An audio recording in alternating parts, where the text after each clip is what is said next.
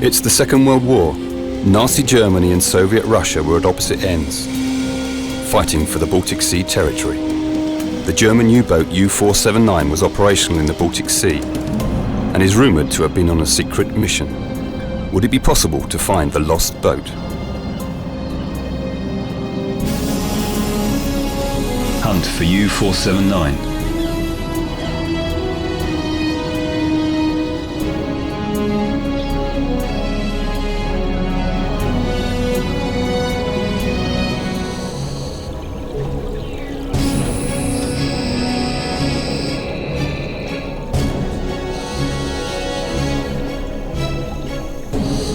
But it's not only wars that create shipwrecks. Baltic Sea is a hazardous sea, with extreme weather and shallow waters, thousands of islands and rocky shores, and harsh winters when thick ice covers the northern coastlines. The environmental conditions are also unique.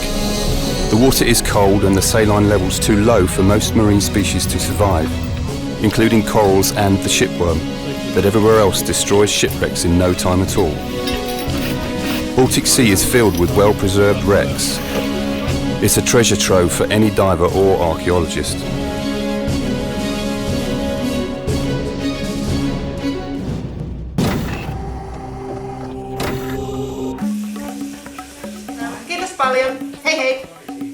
We are pretty much where we started at the beginning of this TV series 8 months ago in Karnala, suburbs of Helsinki, Finland. Back to our friend Jari's flat, making plans. On ruokaa. There are the American underwater camera casings that we were desperately waiting for in Estonia. They finally found their way, surprise, surprise, to Finland. It's too little, too late. This is the man behind the entire Baltic Sea adventure. Him and his lost German U-boats. By now, we have too many cameras and underwater casings, but not enough divers to use them.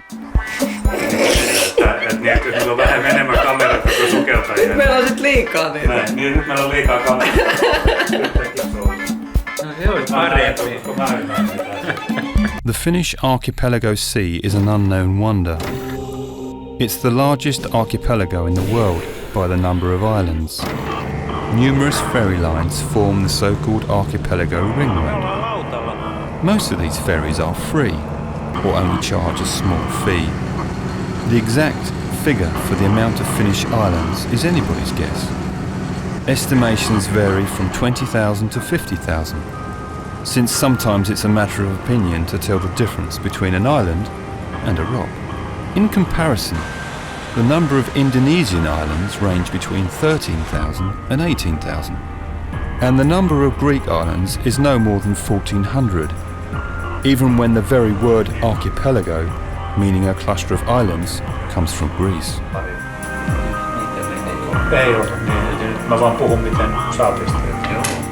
We stay overnight in a guest house on the island of Nauru, where Pelagonia is moored.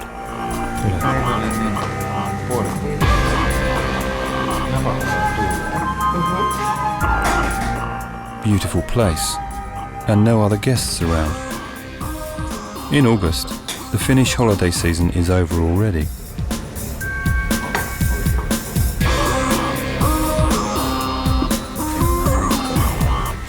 Jari, who is a diver and works as an engineer for the Finnish army, has taken care of sorting out diving permits for the Swedish technical diving team.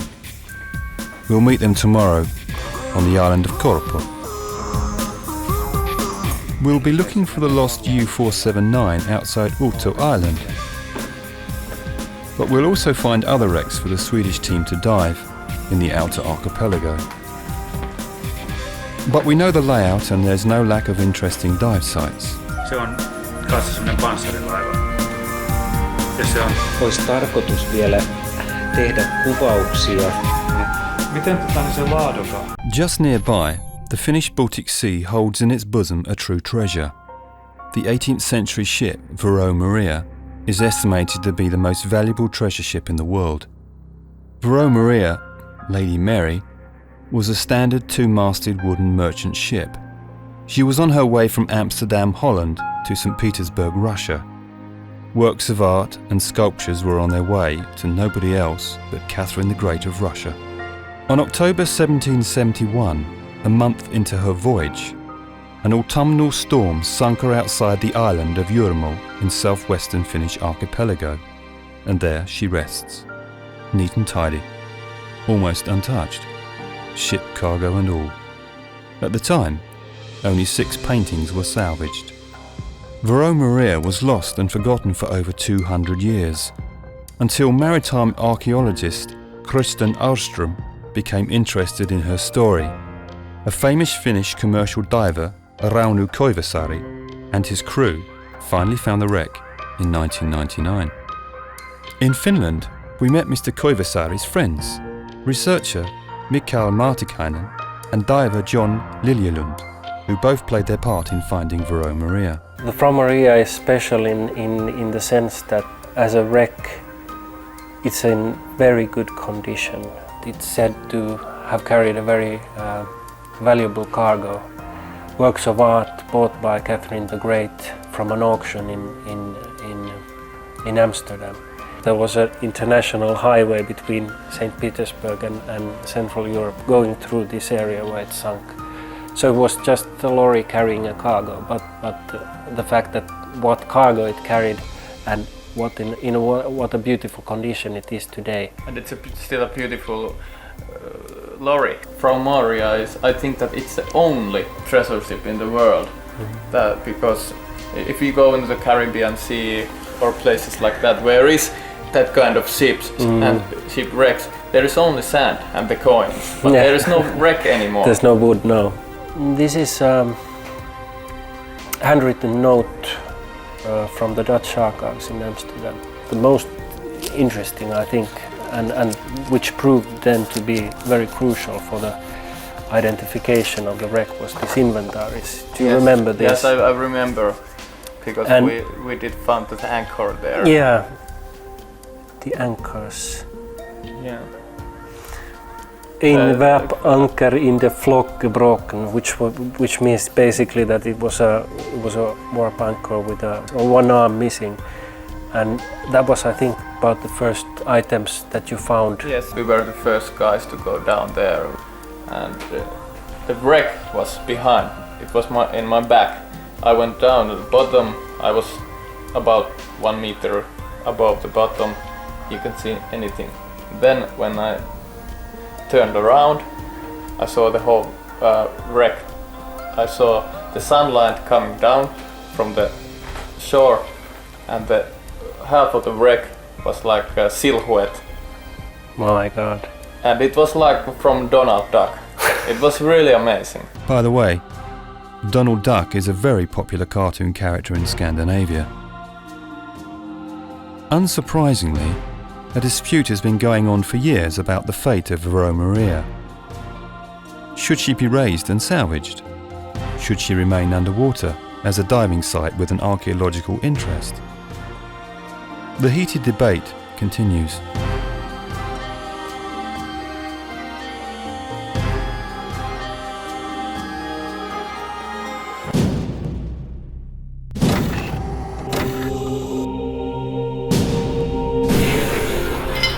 The Swedish technical diving team have joined us on our Baltic Sea adventure in the Finnish archipelago. Our diving boat Pelagonia was moored overnight at Korpastrom harbour. The kind people of Korpastrom gave us permission to moor at the end of the pier. It's an ideal position for loading all the diving gear. Boy, do we have a lot of stuff. After having just spent time with the Estonian sports divers in the Hiiumaa waters, we are quickly reminded how many gas bottles the Trimex divers need. Alongside, yeah. And then just the soft stuff, the soft bags down. Yeah.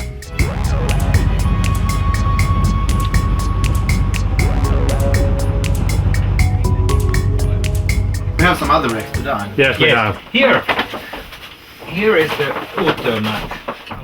We have a quick planning session and tell the team about the wrecks close to the Otto Island and the lost U-boat U-479. Today the divers will dive the famous wreck of Park Victory, an American cargo ship sunk in a storm outside Otto.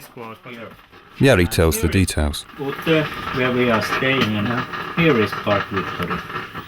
It's to the bottom 38 about. Yeah. It's quite nice looking, and the water is very clear. So for the filming purposes, you should be able to do quite nice images there. The park. It's quite a big ship. Yes. 150 meters or something.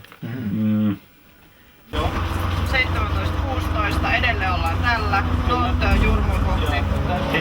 Producer Tony Radic has travelled from Tallinn, Estonia to help us with the boat in the rubber rib.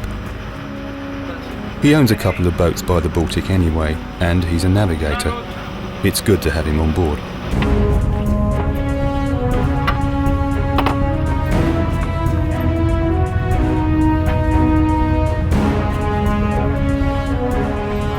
From Inner Archipelago, we'll be heading to the outermost year-round habited island of Finland, Uto. The Swedish name Ut-O means outer island in English. People have lived on these islands for thousands of years.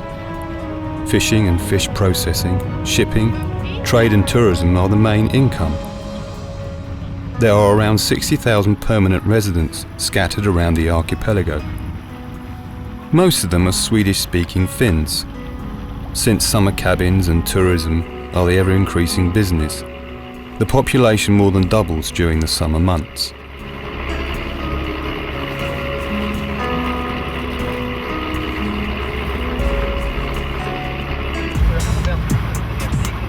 The divers had their own camera gear with them, but they get interested in the extra camera casings we brought with us. Maybe they can do something useful with them. They start putting together a scooter cam from the materials we happen to have with us on board. A big part of the archipelago belongs to the province of Åland, a Swedish-speaking autonomous and demilitarized part of Finland. This status goes way back. The archipelago is situated in a position of great strategic importance. Finns, Swedes, Russians and Germans have all had their eye on the islands during different wars. And during the Crimean War, even Anglo-French forces attacked Åland. I think it's actually a strange a rock. Extremely strange. In 1856, it was decided that the islands should not be fortified and remain independent, as a barrier between the many occupying forces. Not that no one wouldn't have tried, even after that.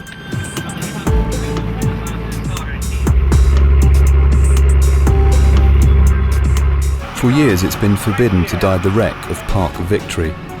It lies in the military zone not far from the Uto Coast Guard station. Jari, who works for the Finnish military, has organised for us diving permissions. But as soon as the divers start gearing up, we get a phone call asking if we have the paperwork in order. And of course we do, it's just a funny feeling that even out here at sea, somebody's watching us. The divers start gearing up. They're like underwater spacemen and women. So how do we get that thing in the water? Are you going to drop it off or? Tor has put a line on a black line on the outside. Yeah. We can try to just lower it down.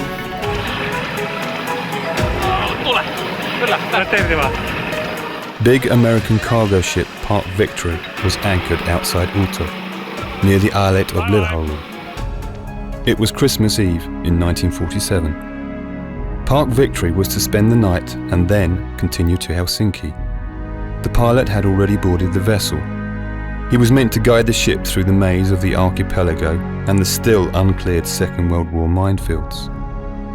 But late that night, a storm rose. The ship started to roll and the anchor chain broke.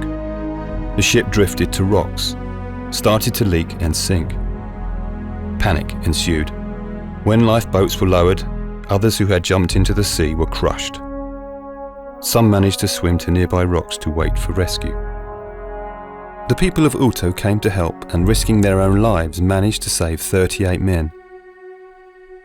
The islanders opened their homes to the survivors and they spent that Christmas on the island. What a Christmas it must have been. 10 men died that night. The evening sun is setting when we moor at the Aalto harbour.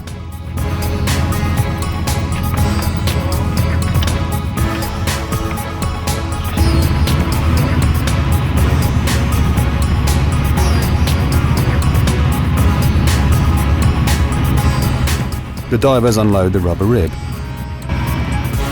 Happy? Good. Happy. It's really beautiful, but all these mosquitoes.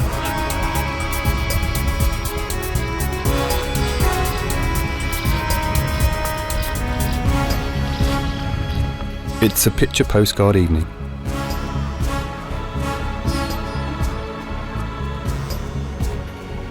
Again, Jari's army connections come to good use. We get permission to use the Aalto army barracks as a base camp, as long as we promise to leave it the way we find it. No extra services are on offer. We didn't quite know what to expect, but the accommodation is really good.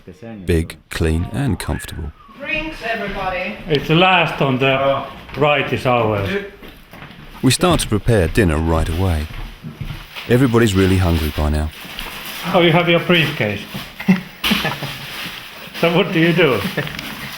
You work at the Heineken. The waters outside Aalto are known as the graveyard of ships. There are many wrecks here. This beautiful summer sun can turn into fierce winter storms, and the numerous rocks make the sea difficult to navigate.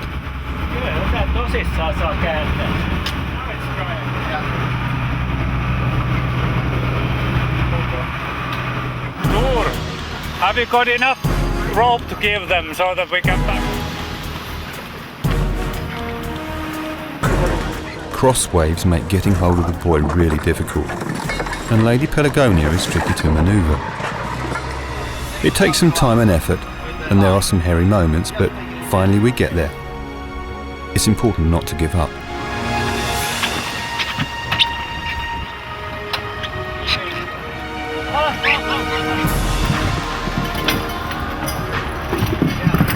Are we kind of... Yeah, now we're stuck. We are stuck? Yeah. And stuck usually is bad. No, this is in a good way. This is good stuck. Lampan är kul. Lampan är kul. Den har i potten. Ja, det är det.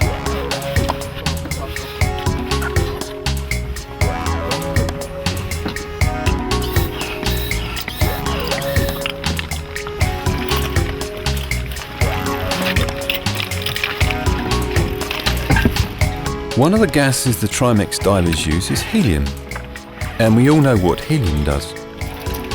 This is such a hardcore male thing, the diving. Only those macho guys who do it.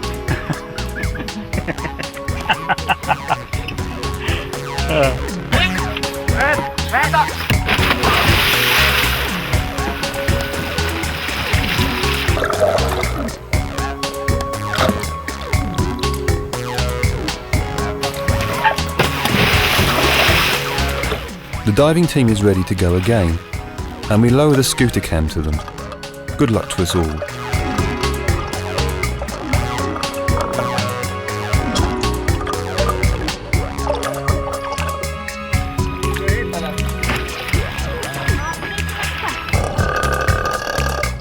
Meanwhile, it's the old waiting game for the boat and film crew. The divers had a good dive today. Be careful with the lens. And the scooter cam is still in one piece. Another successful day.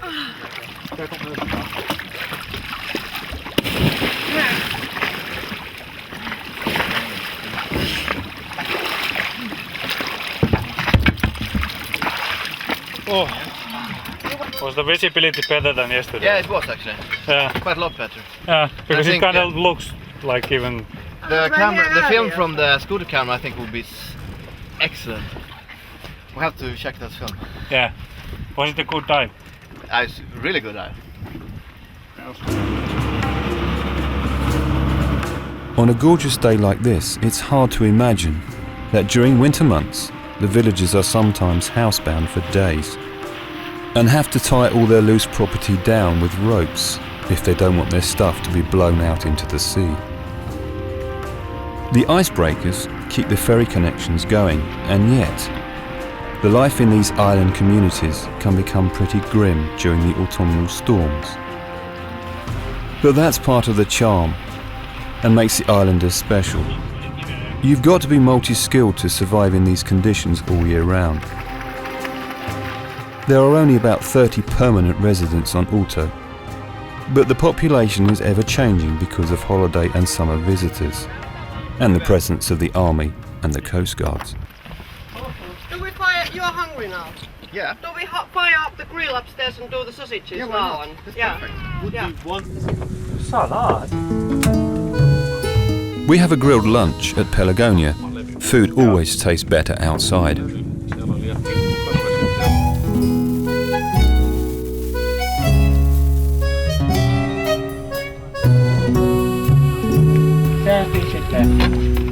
Was it okay?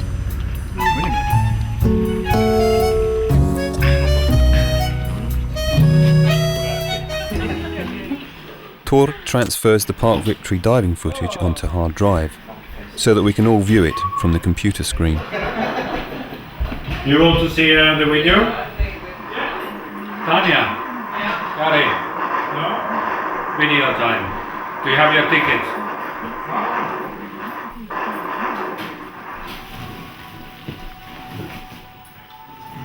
Yeah, check this one. I threw that. Wasn't it a good shot? That was yeah. You didn't even touch him. You tried. You have.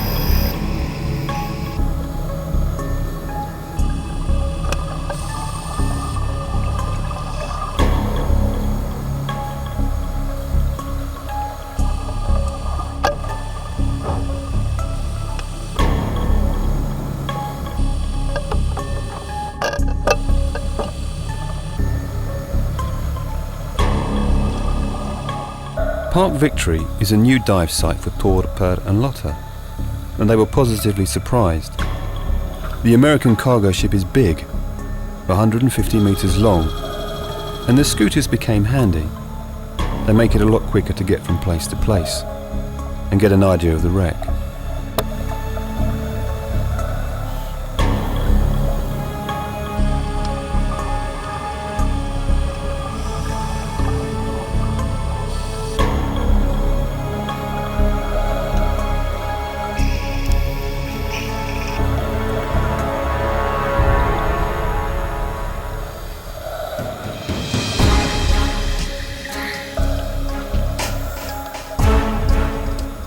They were right. The scooter cam pictures are brilliant. Park Victory is quickly falling apart. First of all, it snapped in two when it sank, but since then the deterioration has been significant. Most of the chimneys and masts have collapsed, and the deck is in a bad state. These divers make an excellent underwater filming team. They have been diving together for years. They are really good at lighting the wrecks with their powerful underwater lights.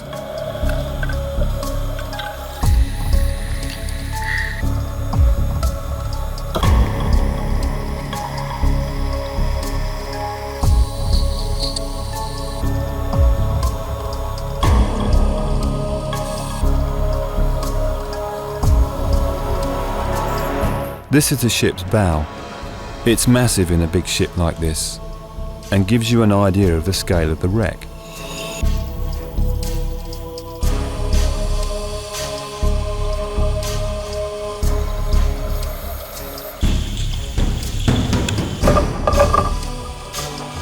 Tor is filming with the main underwater camera. Per does fine work with the lights, while Lotta is the one handling the scooter cam. It's usually just Lotta and Per in the pictures since Tor is behind the camera.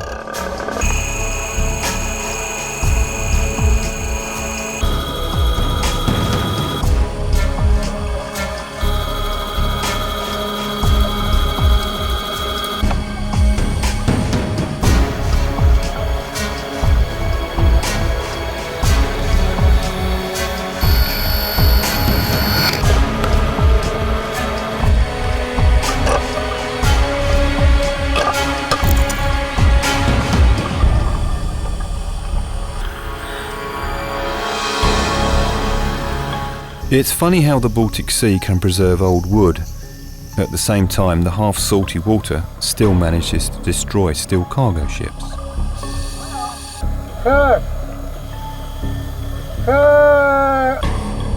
The place of the wreck is also important. The deeper they rest, the safer they are from the high seas, packed ice and fishing nets. The position where Park Victory lies is open to all the elements outside the outer Finnish islands.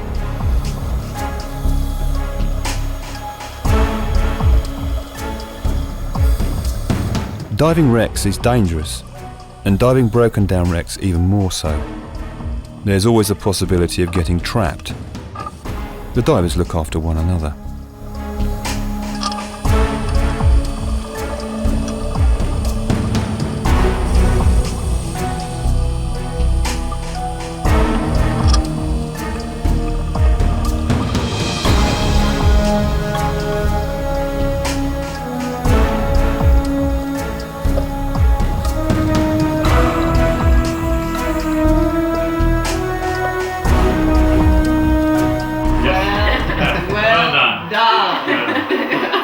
In the first place, we are here to look for the lost German U-boat, U-479. But we hear from the Finnish diver Jussi Kassanen.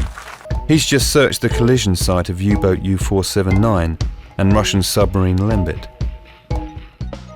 While we are waiting for the latest conclusions about the incident, we decided to dedicate the day to the sites at Uto. That's easily done since all the local attractions are only 5 minutes walk away. So what should we do? Lighthouse first and then go by here? Yeah. Yeah. The candy-coloured lighthouse is a well-known landmark, and it is the first and the most southern lighthouse in Finland. The original lighthouse was blown to pieces during the Swedish-Russian War in the early 19th century. This building was built soon after that, in 1814. Lighthouse yhteen, kutsuu ja kuuntelee. We meet some enthusiastic radio amateurs. Although the outer islands are well connected to the mainland, these guys are prepared if disaster strikes.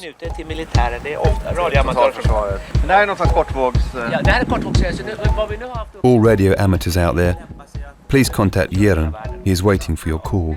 Sierra Mexico 5, Sierra India Charlie på engelska. Yes. So we try to go to where we're going? To the church. The lighthouse church is still in use, and it's a popular spot to get married, exotic and remote, and therefore romantic. Older people on the island started to complain about the stairs to the lighthouse church, so a prayer house was built. A typical coastal church feature is a model of a sailing ship, commemorating all of those lost at sea and a reminder of the men still out there. We are here because of Park Victory. There's a silver 10-light candelabra to remember the 10 men that drowned when the American cargo ship Park Victory sank. Framed on the wall, there's a letter from the American embassy thanking the people of Uto for their bravery saving the lives of the crew of Park Victory. Express to Your Excellency my warm admiration for the heroic actions of the townspeople of Uto in the rescue of the crew of a sinking American vessel. Then the same townspeople took into their homes for shelter and for nourishment the survivors of the shipwreck. And it's thanking the Finnish people for their courage and seamanship. Only recently, the island of Uto also became famous for being the first rescue station for the Estonia ferry disaster. We saw the children's memorial in Estonian island of Hiiumaa just a while ago. We are just north from the accident site. It's nice to see other people work. Yeah. That's the best part. But you've really got into the filming side of things. There are divers that just dive. Yeah, we started it as an extra thing to the diving. Yeah. It's more like a project that everyone has a specific task to do, and when you come up and see that everything has been working, it's great. Yeah. Yeah, and this is the hard part, is that you have the guy who who handles the lighting, and then the film, and then the models, and they all have to work together, but without communicating under the water, because you can't really have a discussion going on. When you're at 70 meters or 60 meters, you don't have much time. No. So every second's really count, and you have one take. That's it. And then next time we can do the same take again. Yeah. We learn new things every dive we do. Do you have a lot of problem to find divers that you can work with? I think the biggest problem is to find good enough divers. Who you can like count on, because you don't dive to like 60, 70 meters with anyone. No. You have to know the people and dive a couple of dives with them first to do an advanced dive together. So in Sweden it's probably like maximum 20 people. Probably this Park Victor is quite good to start. Yeah, it's a good start. Like you have this shallow end. It's a starter wreck. The depth, it's a starter wreck. The depth is really good for a starting wreck, but it's a pretty advanced dive because it's dark and the visibility is not that good, and the wreck is pretty broken. It's big, so it's quite hard to navigate on the wreck. So it's like I wouldn't dive with like a total a new diver there. And that's the other thing with the technical diving. It's like the boats, everything has to be thought of in advance, like where to put the tanks on the boat, how to get into the water, how to get out of the water, especially in the deep dives, because if this would have been like deep dives we were doing, we couldn't lift like anything for like 1 or 2 hours afterwards. We have to like sit down, take it calm. Have you been doing cave diving? Or? Yes, I have been doing cave diving, but I've been diving caves in US and Mexico. The problem in Sweden, we only have like one very little cave in Sweden. That's all. In Finland, I think there's supposed to be some kind of mine. Yeah, there are some good mines. Lots of techniques we learn in cave diving can be used in wreck diving as well. When you go into the wrecks and things like that. It's not the same environment in any way, but you can adapt some of the techniques. So I think cave diving is the education is very good, and cave diving is really fun. You have a very weird idea of fun, don't you? Yeah, I think that's really scary looking stuff. In the first place, we came here to dive the nearby collision site of Russian submarine Lembit and German U-boat U-479. In 1944, the Russian submarine Lembit was on its way to Helsinki when it hit an unidentified object. Could it have hit the German U-boat U-479 that got lost in the Baltic Sea at the same time? There's been some late developments regarding the incident. Our side-scan sonar expert, Finnish diver Jussi Kassonen, has just searched the collision site. There are some surprise conclusions. This puts a spanner in the works. If the location has just been searched, there is not much point in going there with the Swedish technical diving team. We'll meet Jussi Kassonen soon again in mainland Finland. He will tell us the results of his expedition. Time to make new plans.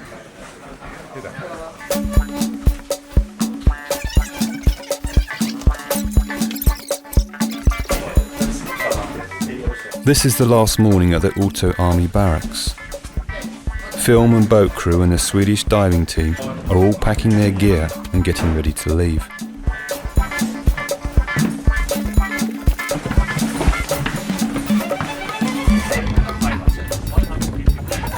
We were very lucky with the weather during these few days, and although our plans changed dramatically, we are still very happy with the trip. We say goodbye to the idyllic Uto. This small group has a good representation of the northern Baltic peoples. Lotta was born in Finland, a Finnish Swede, but is now a Swedish citizen. Tora was born in Norway, but now lives in Sweden. Only Pär is originally Swedish. Tony is from Tallinn, Estonia. Jari and Kari are from Finland. Tanya and Kimmo are Finns currently living in England. This summarises the history of the Baltic Sea. People have always moved around and used the Baltic Sea as the highway. It's rated down to like, I don't know, 150 meters, something like that. Yeah, it's like 1,500 watts normal lighting. Actually, it's 7 to 8 times more effective than just global. The divers tell us about technical and commercial diving. I think the biggest risk is to breathe the wrong gas. Yeah. And if you breathe the wrong gas, you die. You're like showing your tank to the other guys, and it's like, oh, okay, this is like 21 meter gas. You check your gauge, it's 21 meters. You take the hose, check it again, it's 21 meters, and then you switch the gas, and everybody's looking at you at the same time. So even in like 70 meter dive, 60 meter dive, if you do like a 60 meter dive for 20 minutes and goes directly to the surface, you will die. That's a snorkel. Yeah. Snorkel is fine. Yeah. All the Baltic Sea countries have influenced each other through history, in good and bad. Shall we leave your stuff down there? Shall we bring it up? Leave it. Okay. Wars have brought misery. Occupations have changed state lines, while commerce and travel have united, profited and enriched. Still, the different cultures surrounding the Baltic Sea have remained so diverse and strong. We are back in Korpastrom. When mooring, our captain Jari loses his sea legs. Does he survive the fall?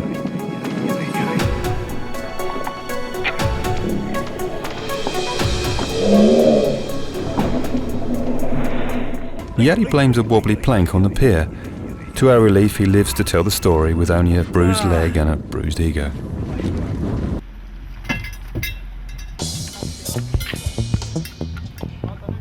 Är det mer fler eller?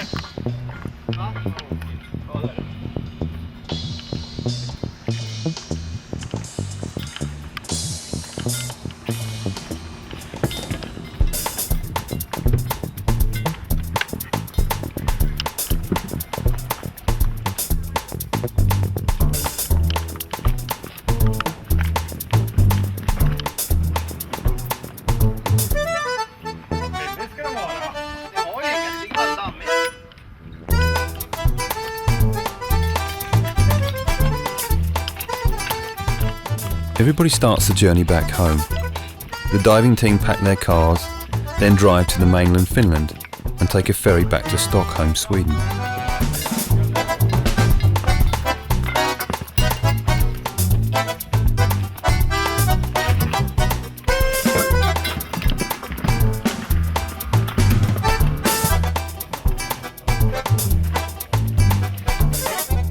We say goodbye for now to our friends. Get on with it. Say your goodbyes now.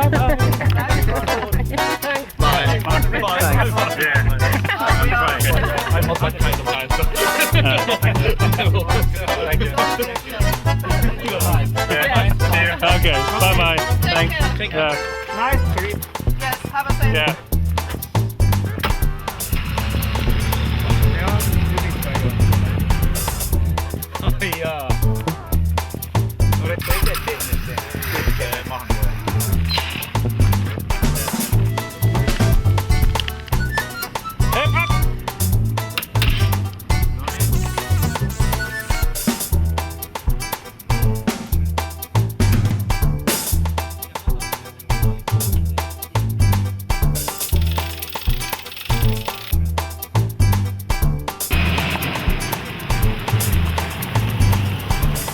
The rib is packed on the trolley. Caddy and the rib go back to Helsinki.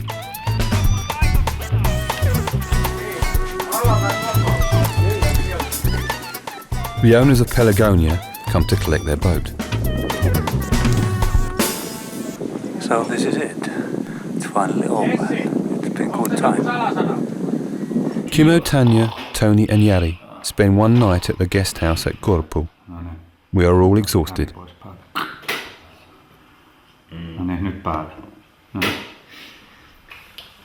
Thanks for a great weekend. Having a drink, trying to get tour to sing karaoke, no luck. This far, we guessed you would be easier to get on the stage. Smiley face.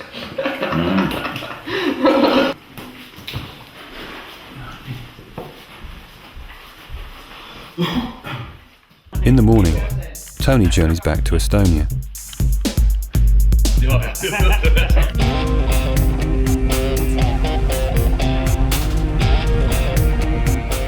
Tanya and Kimmo travel to Helsinki to find out what diver Jussi Kassanen has found out about the alleged collision between Russian submarine Lembit and the lost German U-boat U-479. We meet Jussi at his diving club.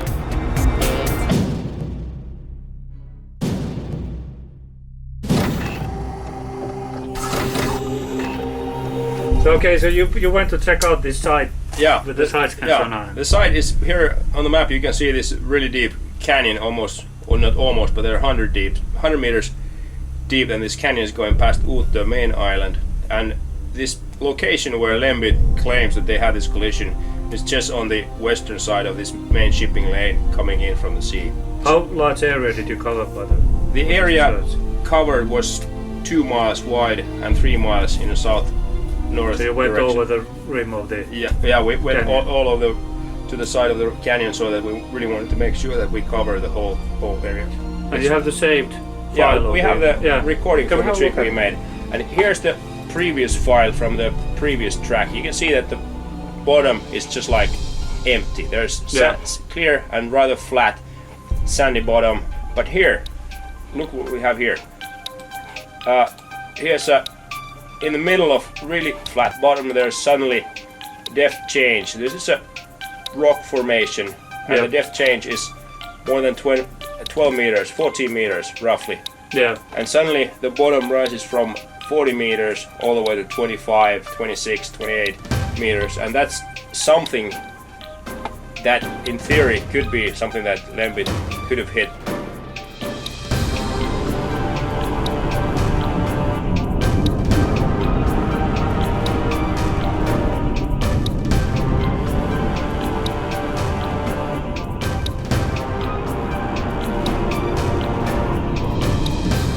End of 1944 and the Second World War.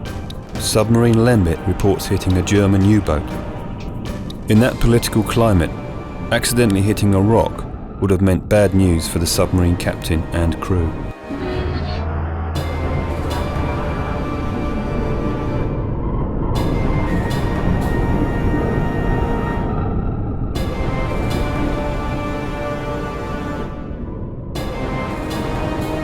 We checked the local papers that if it would have collided with some fishing boat or something, there should be some kind of information in the papers at that time that if there were 4 or 5 men lost and a boat lost, that should be somewhere, but there's no record. And of course, if they would have hit a fishing boat, the fishing boat would be there. Yeah, definitely. And so in that way, the collision with the rock formation probably is the and the conclusion. Location of this rock formation matches rather nicely, and as I said, it's really flat all over around this area. If you think about the Lembit, there wouldn't be that many people who would know what happened because that's true. The crew wouldn't know it. It would be the captain and the guy who's using the sonar or whatever system they have there. So they could easily kind of fake it. I believe that it is really easy to fake the whole thing and then say to the crew, but hey, this is the official story, and everyone else, you guys don't say a word. Who wants to have a long trip in Siberia? Who wants to go for a skiing holiday in Siberia? Exactly. Yeah. So U-479 is still somewhere. It's somewhere lost on the operational area probably. Yeah, but at least we kind of sorted out one mystery of the Baltics here regarding the Lembit. Yeah. Congratulations for that. Yeah.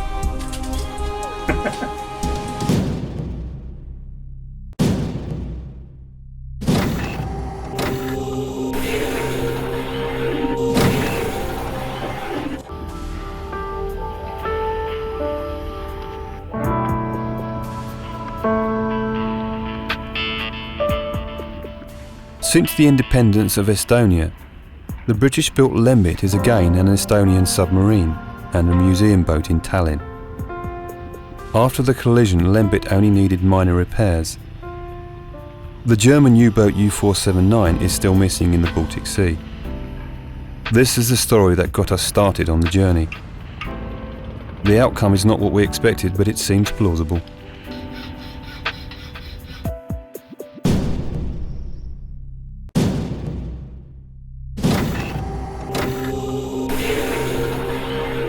So, Tanya and Kimmo start heading back home to England.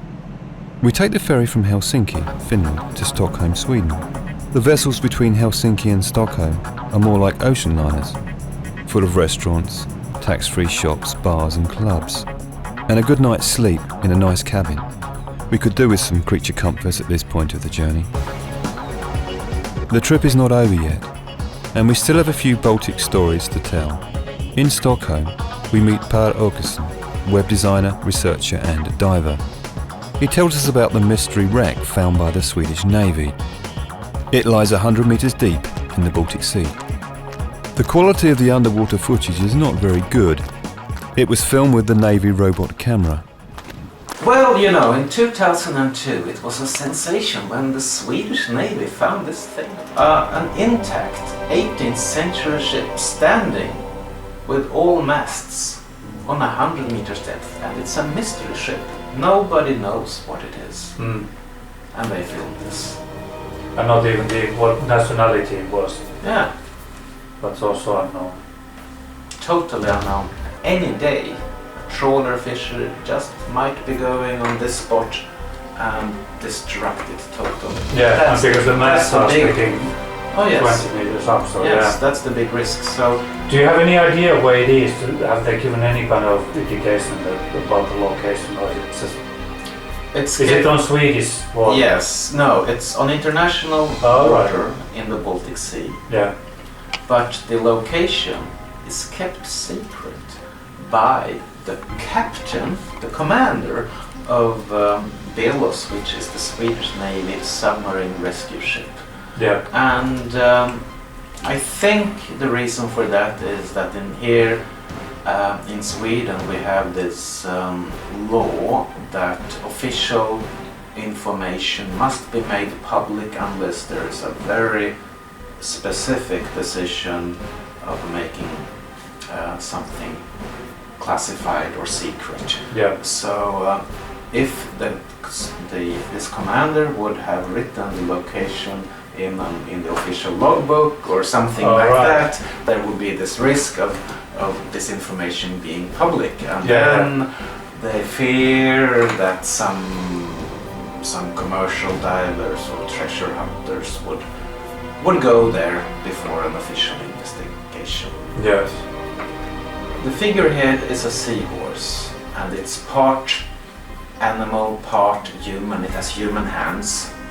So it's really a mythological figure. We believe that it has been totally gilded because in this video we see traces of gold gleaming. So it's a real beautiful figurehead. Yeah. The actual ship, of course, as we said, it's unknown, but it's not a big warship, and it's not a typical merchant ship. It's a small ship for some special purpose.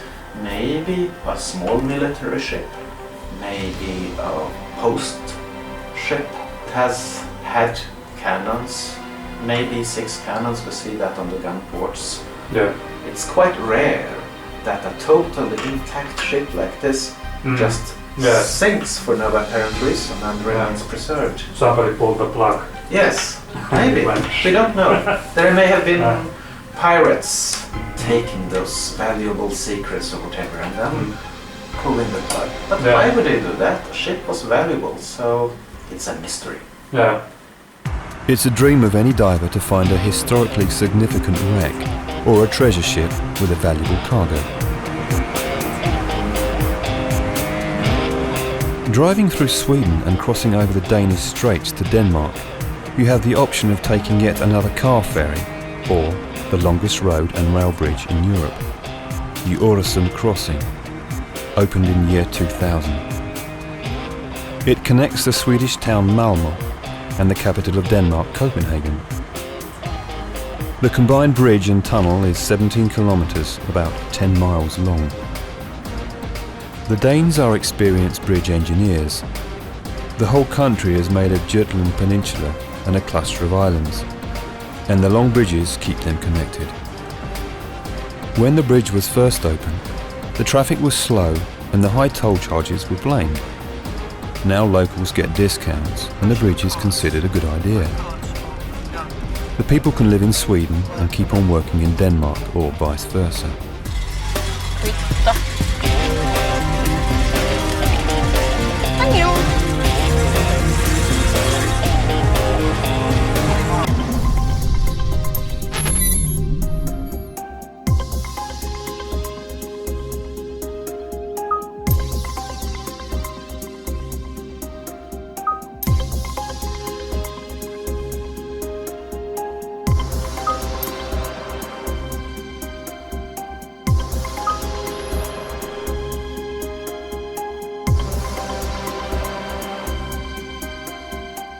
The Kingdom of Denmark is a gateway, positioned between Scandinavia and the rest of Europe, and between the Northern and the Baltic Sea, a perfect place for commerce and collecting taxes from all the passing sea vessels. A great location for accumulating wealth. Copenhagen is an ancient harbour, and even in Viking times there was a fishing village here. The village grew rapidly into a busy town. It's the capital of Denmark and the home of the oldest European monarchy. Many other nations have wanted a piece of the action. The war between Swedish and Danish monarchs went on for ages. The British have knocked on its doors and the Germans occupied it during the Second World War. But Denmark has prevailed and kept its prosperity. Today it's mostly known for architecture, design, culture and beer. Numerous ferry operators connect Sweden and Denmark. Having travelled the whole summer back and forth, taking many ferries crisscrossing the Baltic Sea, it brings to mind the environmental consequences.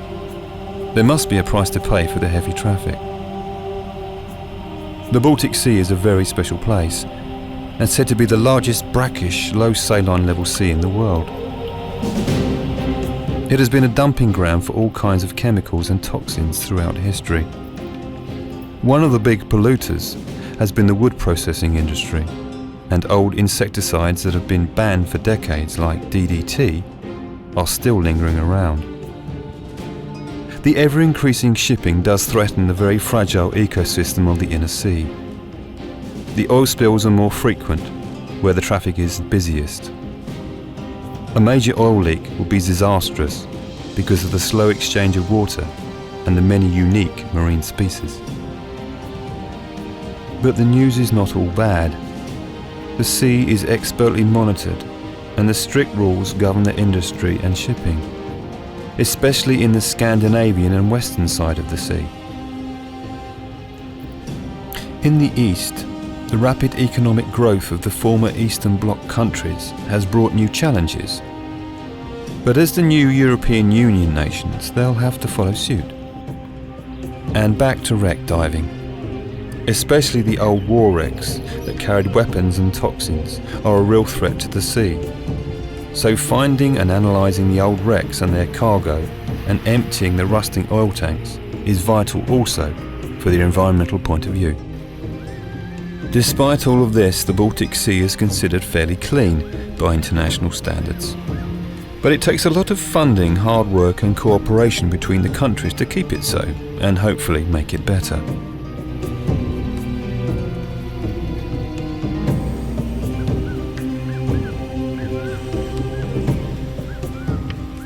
Internet preservation, so we only have the number. Okay. This is space. Okay. Thank you.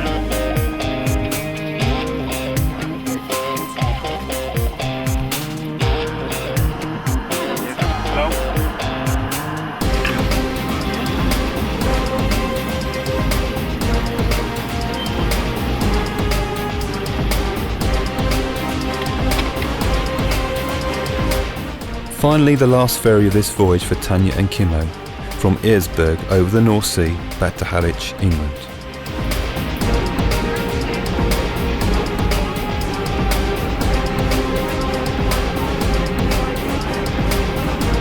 Since the journey is almost finished, it puts us in a reflective mood. We've learned so much about the Baltic Sea during this adventure, but the more you learn, the more you want to know. We hardly visited the Gulf of Finland or the Gulf of Bothnia, the long shallow arms of the sea. never even set foot in Latvia, Lithuania or Poland. The history is so rich with stories, and we only touched on some of the subjects. And there is still 50,000 wrecks in the Baltic Sea,